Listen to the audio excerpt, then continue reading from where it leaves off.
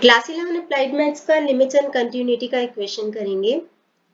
Late f of x is this when x is not equal to 0।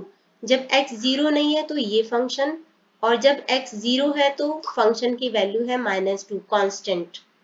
तो show that limit does not exist. Limit x approaches 0 does not exist के लिए हमें prove करना पड़ेगा कि x approaches 0 from the left hand side का function is not equal to x approaches 0 from the right hand side.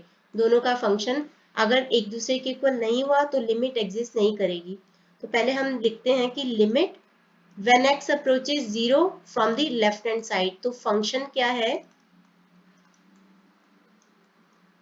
Function है उस case में x approaches 0 from the left hand side का मतलब है कि very close to 0, very close to 0 but less than 0।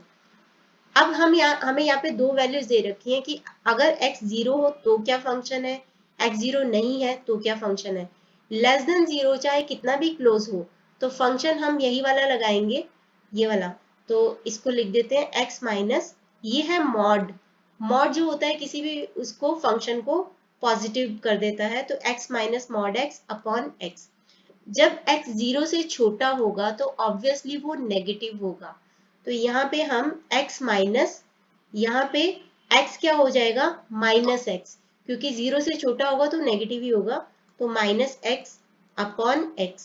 तो x minus minus क्या होता है प्लस, तो x plus x upon x यानी कि 2x अपॉन x। तो इसकी वैल्यू आ जाएगी 2। अब हम देखते हैं कि limit when x approaches 0 from the right hand side. तो फंक्शन क्या है, तो हमारा फंक्शन है ये x, सेम ही रहेगा फंक्शन तो, लेकिन अभी x जो है 0 से बड़ा है, 0 को राइट हैंड साइड से अप्रोच कर रहा है यानी 0 से थोड़ा बड़ा है, बहुत क्लोज है लेकिन बड़ा है, तो वो पॉजिटिव होगा। तो वो पॉजिटिव होगा, तो यहाँ पे आ जाएगा x माइनस मॉड। तो वैसे उसको पॉजिटिव कर देते हैं लेकिन एक्चुअल में वो क्या है पॉजिटिव, तो x ही आएगा। तो नीचे x, x माइनस एक्स यानी 0, 0 अपॉन x मतलब 0।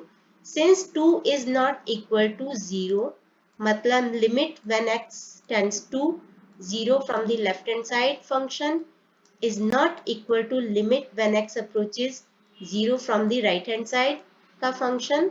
सो लिमिट एग्जिस्ट नहीं करती, वो हम प्रूव कर देते हैं क्योंकि ये दोनों एक दूसरे के इक्वल नहीं है वैल्यूज, तो ये लिमिट एग्जिस्ट नहीं करती है।